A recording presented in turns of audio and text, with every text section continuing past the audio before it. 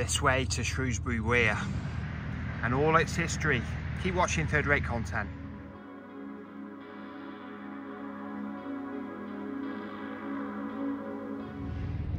So welcome back to Third Rate Content. Today we're in the heart of Shrewsbury. It might not look like it from what you can see around me, but we're we're not in the heart of Shrewsbury, we're just outside the heart of Shrewsbury, in Castlefields, on Sydney Avenue in Castlefields. Monkmoor just over here. Did Monkmoor Road video not too long ago. Hope to do a Castlefields video in the not too distant future. But what you can hear going on behind me is really one of the downsides of doing a video on a weekday, because today is Monday the 6th of February, and like I say, on a weekday you get the place to yourself basically, as I found when I was doing the Iron Bridge video last month. But the downside is it's a work day, so you get noise, so you've got to be philosophical really. You win some, you lose some, it swings and roundabouts. But we're making our way now down to the weir on Sydney Avenue, just outside Castlefields, or in Castlefields, depending on how you want to look at it. And we're going to learn some of its history. There is a bit more than you might think, and learn a few things. And also I'm testing out my new some of my new gear today. It's the first time I've used my new iPhone 14 Pro Max 512 gig device, so it's a learning process, and also it's the usual third rate content story, so buckle up and I'll see you out here. Yeah, so just on our way down to the weir, just passing Goff's Island, also known as Francis Island. It's not open to the public, but it is accessible via bridge from Underdale Road by the private owners of the house that has got access to it. Yes, it did feature many years ago on Third Rate Content, I think on one of the Bridges of Shrewsbury videos, which I haven't watched myself in years, so we'll go over it again, some of the facts. Yeah, one of the myths associated with Goff's Island, or Francis Island, is that the Beatles, John, Paul, George and Ringo, carved their names into a tree on the island. Apparently the promoter, or one of the promoters of one of the gigs they did in Shrewsbury, one of them being at the Granada, which we did cover before Christmas on Third Rate Content, had access to the bridge, and the Beatles, after the show, came down here and carved their names into the tree. I don't know if it's true, but it's a lovely story. Yeah, it is thought that Goff's Island became an island by, at some point in history, this channel going up on the, looking up here on the right hand side, was artificially made and dug out from the riverbank, so artificially making the island.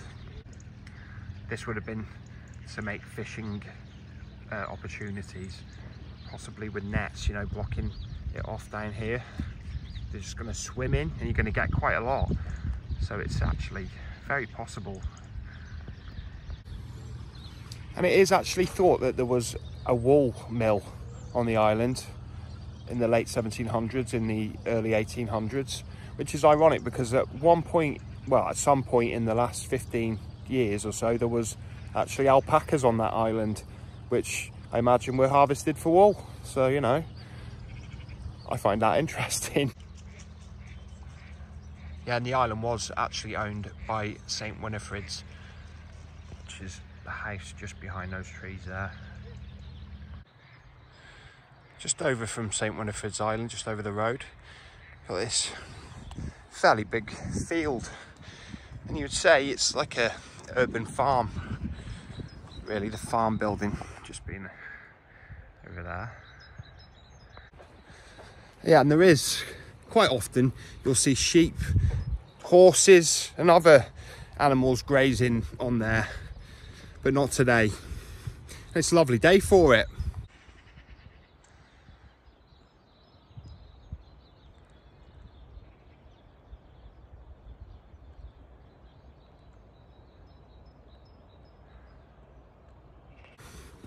yeah, one of the things I'm getting used to, or it's going to take me a little while, is having that extra memory on the phone, because really, I didn't mention it, why would you be interested, but one of my first concerns when doing films in the past was how long the film was going to be, can I upload it successfully?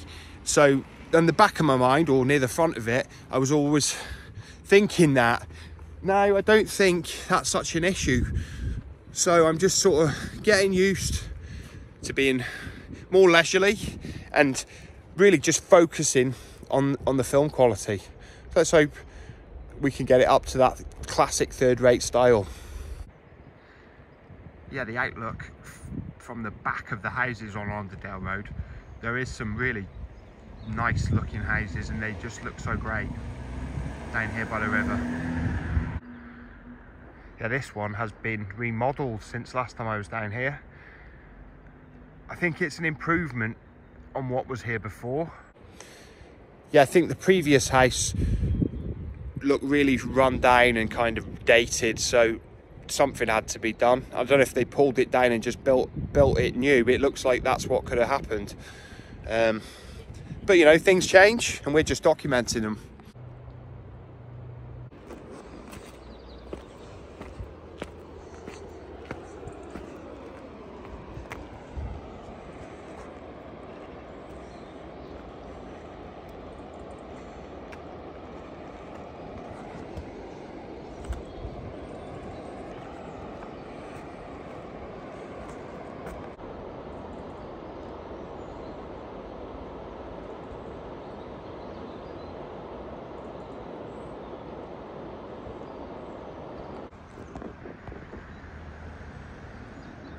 Swans.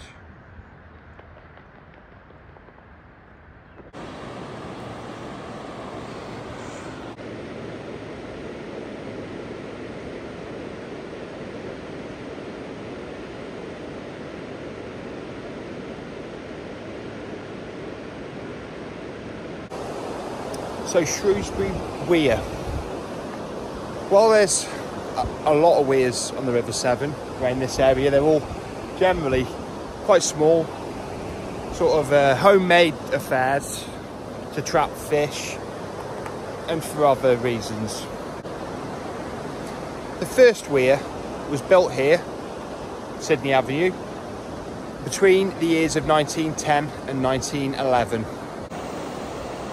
There have been calls for a weir for many years before that, or fair few. Because by installing a weir here, it raised the river levels in the main part, well, all upstream from here, and that would be the main part of Shrewsbury, all around the town centre, the meander that covers the town, that surrounds the town centre. Because in summer, the river level would be really low, and also all the main sewage was let out into the river and other refuse and stuff that you wouldn't want to be seeing again, and it kind of didn't get drained away, and it was fairly unsanitary, or very unsanitary actually. And Shrewsbury School upriver from here, we are going to do the Kingsland video. Thing is with the I'm just going off the subject a bit here, but the thing is with the Kingsland video, because I wanted to walk through the public footpath right through the school grounds, there's no problem with me doing that. I want to do it in the school holidays, so you know, I don't really want to be filming around there when there's in term time, when there's kids there. So I need, the timing for it is less available than you'd think, so I just need to make a note of that, because the notes are all ready to go and the Kingsland video is ready, other than filming it and getting the right timing. But anyway, back to the subject. The school obviously has a boat club, and there are other boat clubs in the town. Got together and they also petitioned for this, because obviously they couldn't have their summer programme of boat events, you know, regattas and such like, with the river being too low to launch anything. So obviously it was very important to them to get that done, so they chipped in for it as well, I do believe. You see that? I've been using this resource on Castle Fields for a bit of today's research. But that is the angle, I think, of the original 1911 weir being built from an old photograph. You can see the prison. And it wouldn't have been this bridge. Obviously, this bridge was built in the middle of the 20th century. We will cover that again, I think, this year some point. But the old footbridge was visible in the background. Yeah, the original 1911 weir was going to have wooden, sort of flat wooden bits, 4 flat wooden boats, so they could traverse the weir. But those plans were dropped, and the weir became unnavigable for anything but kayaks, which basically shoot the rapids here. And I've seen them do it. You do see them doing it quite often here, if you're down here. When it happens, that's enough on that.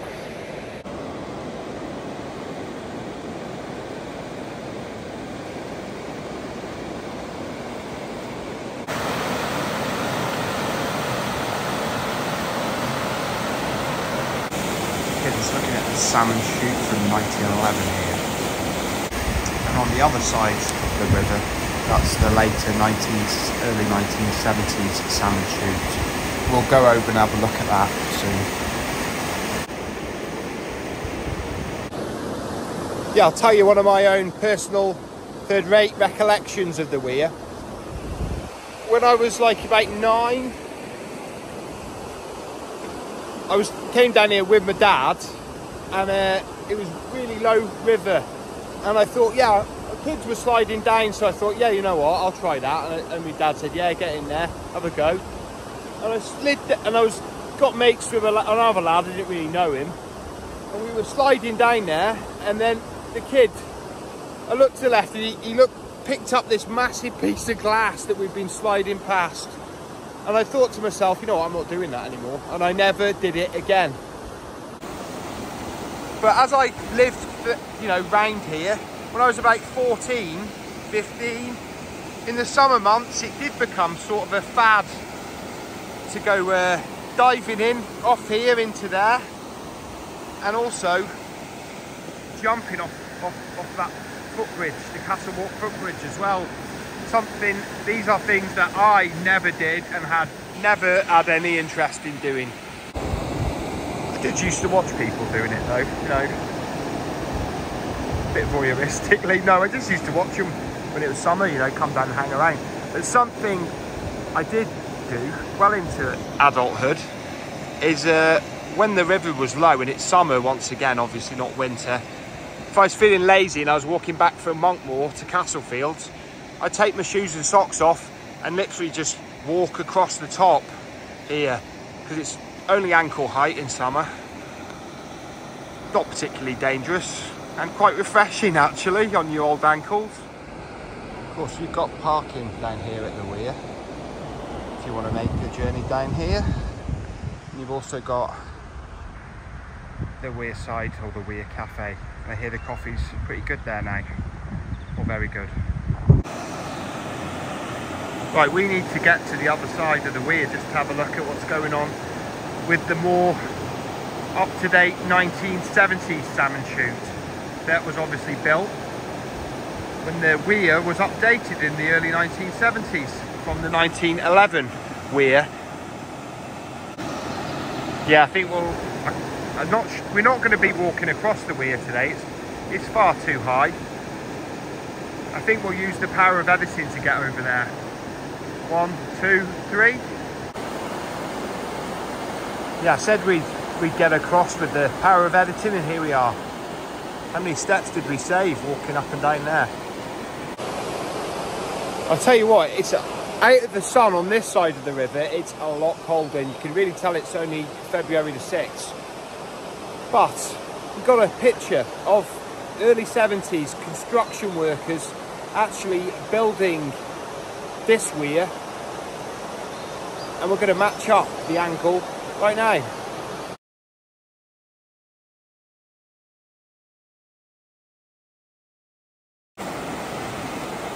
In fairness, the angle was a bit higher, but you can see the workmen sort of about here, looking up at the camera, you can see these houses in the background.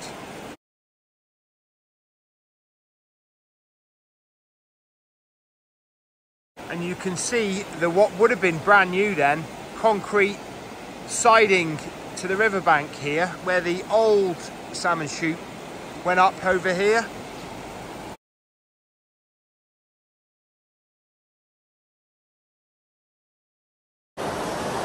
Yeah, what I find interesting is the workman's clothes as well. What, you know, they had shirt on and trousers for working in what was really a pit, a wet pit. Yeah, get your towel on that beach. It would have to be a tea towel though. Yeah, also installed in the early 1970s was this much bigger reimagined salmon chute. Yeah, it gave the salmon a much better chance of getting up river to reproduce. But yet to this day, well, not to this day, but if you come back here October time, we did do a short, I think, from here many years ago. Probably it's still on the channel, available to view. But the salmon will be still jumping up here come September, October, November. I don't know if they can still navigate the old 1911 salmon chute. But right under our feet is the new salmon chute. It's a bit black down there, you can't really see much. But again, I have actually heard of people who used to start at the top of the salmon chute here, this one, and make their way down and sort of run it like rapids. And I don't know the exact details, but more than once it may well have ended in tragedy, because there's a lot of breakwaters down here. People get their feet stuck in them, or have done in the past, and then the water keeps coming on them and they drown in what is actually not that deep water down there. That's what I heard. Yeah, you can sort of see the gates here a bit, and there's a series of these. They kind of open and close, and salmon have to get up here. And they can be raised and lowered, if you can see that. I don't know. So smooth. And then so rough. The contrast. That would be the happy ending, nearly, for the salmon in the 1911 salmon chute. And this is the happy ending for the early 1970s to 2023 salmon, and beyond, hopefully. So thank you for joining us today on our visit to Sydney Avenue and Shrewsbury Weir. It's been another enjoyable one on this lovely early February day. Getting towards the end of winter now. The spring is on the horizon. Still quite distant-ish, but it's getting closer. So if I don't see you soon, I'll see you 3 times as soon. Thank you. And it's been a great test for some of the new gear we've got. So let's hope it all continues well. If I don't see you soon, I'll see you 3 times as soon. I probably already said that. But bye-bye.